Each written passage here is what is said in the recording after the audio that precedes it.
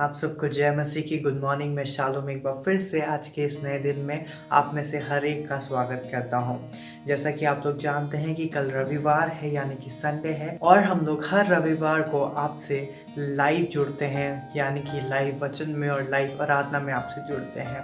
तो याद रखिए कि कल सुबह भी हम लोग 10:30 बजे उसी तरह आपसे लाइव जुड़ेंगे और परमेश्वर की आराधना हम लोग साथ मिलकर करेंगे। मैं आपको बताना चाहता हूँ कि जो हमारी वेबसाइट का लिंक है वो हमने डिस्क्रिप्शन में दे रखा है, तो जितने भी पेमेंट्स या मैगजीन से रिलेटेड क्वेरीज हैं आप वहाँ जाके चेकआउट कर सकते हैं। और अगर आप हमारे मेंबर बनना चाहते हैं तो उसकी भी इंफॉर्मेशन आपको वहाँ मिल जाएगी। आइए दिन को शुरू करेंगे। परमेश्वर के वचन में से हम लोग एक पद पढ़ेंगे। Romans 6:23 For the wages of sin is death, but free gift of God is eternal life in Christ Jesus our Lord। परमेश्वर को धन्यवाद देंगे सुंदर वचन के लिए। आज के दिन में परमेश्वर हमको ये बताना चाहता है कि जो पाप की मजदूरी है वो केवल मृत्यु है, उसका कोई और दूसरा सल्यूशन नहीं है। कि अगर हम लोग पाप में जीवन व्यतीत करते हैं तो हमारे लिए ऑलरेडी मृत्यु सेट है, डेथ सेट है। पर अगर हम परमेश्वर में अपना जीवन देते हैं या परमेश्वर के हाथों में अपना जीवन सौंपते हैं तब हमें एक इटर्नल लाइफ मिलती है। चाहे हम मर भी जाते हैं इस संसारिक रीति से, पृथ्वी पर मर जाते हैं, पर जो हमारी आत्मा है वो हमेशा के लिए जीवित रहेगी और परमेश्वर के साथ रहेगी। तो आइए हम लोग इसी आशा के साथ आगे बढ़ते हैं, सुनेंगे उस मधुर गीत को और फिर सुनेंगे हमारे आज के वचन को।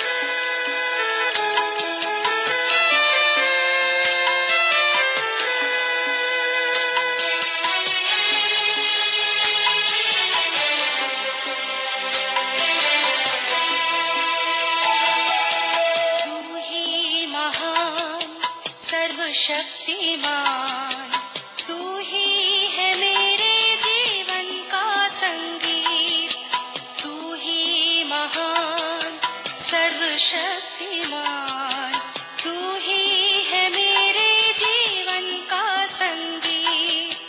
हृदय के तार छेड़े झनकार, हृदय के तार छेड़े झनकार, तेरी आराधना है मधुर गीत।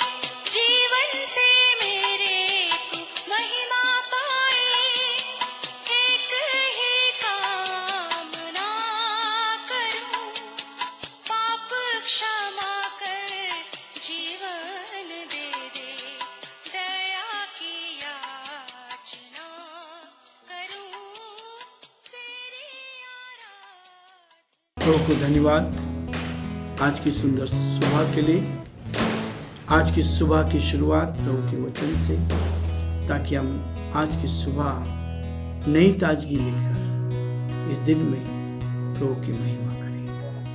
हम अपने सरों को झुकाएं और प्रभु से आशीष मांगें। प्रभु जी आपकी तारीफ करते हैं कि आपने हमें जीवन दे दिया है, ताकि जीवन के द्वारा आपको महिमा मिले और हम आपके नाम में और आगे बढ़ते चले जाएं। आज के इस डिवोशन पर आपकी आशीष चाहते हैं, हमारे भाई बहनों पर आपकी आशीष चाहते हैं। हर एक को अपने हाथों में ले अपनी उपस्थिति, अपनी निकटता, अपने प्रेम का एहसास दे, ताकि हर कदम पर हम आपकी महिमा को देख पाएं। हर कदम पर पिता परमेश्वर आपका दया का हाथ साथ साथ बना रहे, ताकि हम आपके नाम में और आगे बढ़ते जाएं और आपकी महिमा कर सके। हमारे प्रदेश पर, प्रदेश के मुख्यमंत्री अशोक गहलोत जी पर आपकी आशीष हो। हमारे देश पर, देश के मुख्यमंत्री, देश के प्रधानमंत्री हमारे नरेंद्र मोदी जी पर भी आपकी आशीष चाहते हैं। इनको भी अपने हाथों में ले, ताकि परमेश्वर वो भी आगे बढ़ते जाए और आपकी महिमा कर सके। हम बड़े आदर के साथ हम सभी को प्रभु आपके हाथ में सौंपते हैं। आज के दिन में हमारी अगुवाई करें, सारी महिमा आपको देते विनती को यीशु के नाम से मांगते हैं, आमीन। एक और नए विषयों को लेकर आज मैं आपके सामने हूं। पाप में जीवन व्यतीत करना। यदि हम पाप में जीवन व्यतीत करते हैं तो हमारी कैसी कंडीशन हो सकती है, ये प्रभु का वचन कहता है। वचन संहिता उसका 51 अध्याय साम 51 हम पढ़ेंगे और यहाँ पर पाप क्षमा के लिए प्रार्थना है। दाऊद इस भजन में इस बात को कहता है, हे परमेश्वर अपनी करुणा के अनुसार मुझ पर अनुग्रह कर, अपनी बड़ी दया के अनुसार मेरे अपराधों को मिटा दे, मुझे भली भांति धोकर मेरा अधर्म दूर कर, मेरा पाप छुड़ाकर मुझे शुद्ध कर। मैं तो अपने अपराधों को जानता हूँ और मेरा पाप निरंतर मेरी दृष्टि में रहता है। मैंने केवल तेरे विरुद्ध पाप किया है और जो तेरी दृष्टि में बुरा है वही किया है, ताकि तू बोलने में धर्मी और न्याय करने में निष्कलंक ठहरे। 5 देख, मैं अधर्म के साथ उत्पन्न हुआ और पाप के साथ अपनी माता के गर्भ में पड़ा। देख, तू हृदय की सच्चाई से प्रसन्न होता है और मेरे मन ही में ज्ञान सिखाएगा। परमेश्वर अपने इस वचन पर आशीष दे। दाऊद कहता है इस बात को, हे परमेश्वर अपनी करुणा के अनुसार मुझ पर अनुग्रह कर, अपनी बड़ी दया के अनुसार मेरे अपराधों को मिटा दे। यह है दिल की प्रार्थना, यह है दिल से दुआ। जब आप दिल से दुआ करते हैं और वो कहता है कि मुझे भली भांति धोकर मेरे धर्म को दूर कर और मेरे पाप को छुड़ाकर मुझे शुद्ध कर दे। मैं तो अपने अपराधों को जानता हूँ। परमेश्वर आपके मेरे अपराधों को जानता है। मैंने क्या गलती की उसको मुझे पता है और उस परमेश्वर को पता है। हम मनुष्यों से, अपने साथियों से, अपने परिवार के लोगों से छुपा सकते हैं, लेकिन परमेश्वर से कभी नहीं छुपा सकते। ये वचन कहता है, दाऊद इस बात को कहता है, यदि मसीह जन जीवन में पाप को छिपा कर रखता है, उसे पालता पोसता है, तो अवश्य ही वह ठंडा, लापरवाह और संगति से दूर हो जाएगा। संगति से दूर हो जाएगा। एक मसीह जन जीवन में यदि पाप को छू, यदि मेरे अंदर कोई पाप हुआ है और मैंने उस पाप को नहीं माना और उसको मैं बनाए रखता हूं, तो धीरे धीरे धीरे धीरे मैं ठंडा हो जाऊंगा, लापरवाह हो जाऊंगा, प्रार्थना के प्रति, लोगों के प्रति विश्वासियों के नहीं ठहरूंगा और अंत में प्रभु की संगति से अलग हो जाऊंगा। पाप हमें ऐसा अलग कर देता है धीरे धीरे, जैसे सांप को दूध पिलाना होता है। सांप को दूध आप उसको पिलाएंगे दूध, एक दिन वो आपको डस जाएगा, समाप्त कर देगा। एक प्रभु के दास ने एक छोटी सी कहानी बताई थी। मैं कहानियों को बहुत कम बताता। एक व्यक्ति था जिसने एक सांप को पाला, अजगर सांप। वो रोज जाता था गांव में और जैसे वो सीटी बजाता है, बच्चे इकट्ठे होते, गांव के लोग इकट्ठे होते, वो सीटी बजाता था तो सांप उसके चारों लिपट जाता और लोग उसको पैसा देते। फिर वो सीटी बजाता था, 2 तरह की सीटी बजाता और जैसी सीटी बजाता वापस फिर से वो सांप उतर गया।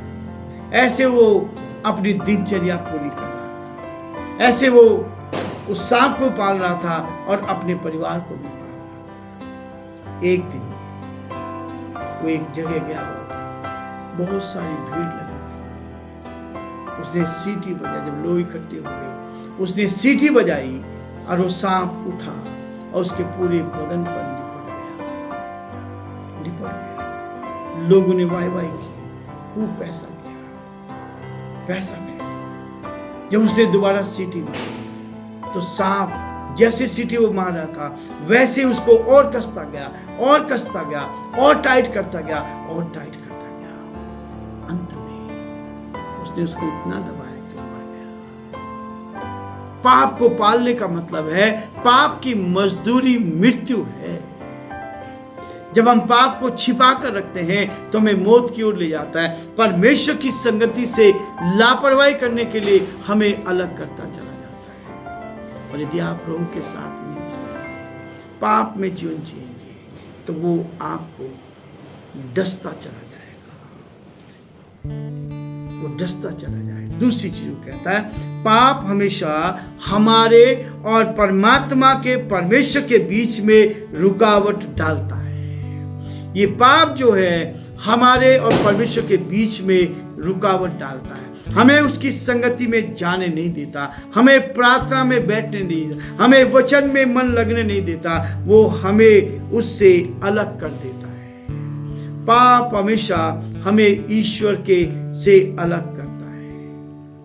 यशायाह उसका 59 अध्याय 59 चैप्टर 1 और 2 पद को मैं आपके सामने पढ़ूंगा। सुनो, यहोवा का हाथ ऐसा छोटा नहीं हो गया कि वह उद्धार न कर सके, न ऐसा बहरा हो गया कि सुन न सके, परंतु तुम्हारे अधर्म के कामों ने तुमको तुम्हारे परमेश्वर से अलग कर दिया है और तुम्हारे पापों के कारण उसका मुंह तुमसे ऐसा छिपा है कि वह नहीं सुनता। हमारे अधर्म के कामों के कारण पाप हमेशा हमारे परमेश्वर के बीच में रुकावट डालता है। यदि पाप को छुपा कर हमने रखा तो सांप के पालने के बराबर है, एक दिन वो आपको समाप्त करेगा।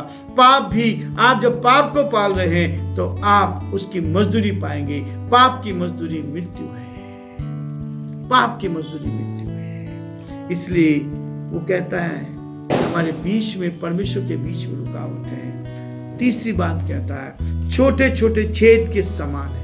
ये पाप जो है छोटे छोटे छेद के समान है। यदि जहाज जब कितना बड़ा होता है और उसमें यदि एक छेद हो गया तो पूरा जहाज डूब जाएगा, वो पूरा जहाज डूब जाएगा। ये पाप इतना खतरनाक है। इस पाप से बचाने के लिए एक और चीज है। चौथी बात कहता है वह उस चिंगारी के समान है जो जंगल में आग लगा देती है। ये पाप चिंगारी के समान है जो पूरे जंगल में आग लगा देती है और पूरे जंगल को जला देती है। प्रिय भाई और बहनों, प्रभु कहता है यदि मसीह अपने जीवन में पाप को छिपाकर उसको पालता है तो वो अंत में मृत्यु को पालता है। पाप हमेशा हमारे और परमेश्वर के बीच में रुकावट डालता है। पाप जो है छोटे छोटे छेदों के समान है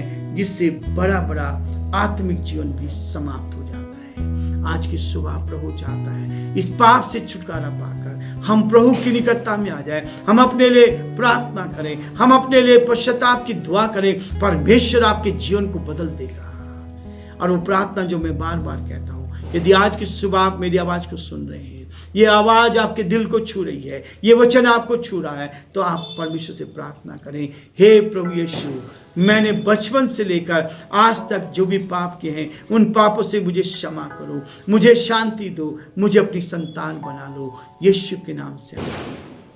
मित्रों, यदि इस प्रार्थना को आप करेंगे तो प्रभु आपके जीवन को बदल देगा, आपको पाप से अलग करेगा, आपको पाप से बचा लेगा और प्रभु के साथ आपका रिश्ता बढ़ जाएगा। प्रभु आप सबको बहुत आशीष दे और प्रभु का हाथ आप सब पर बना रहे।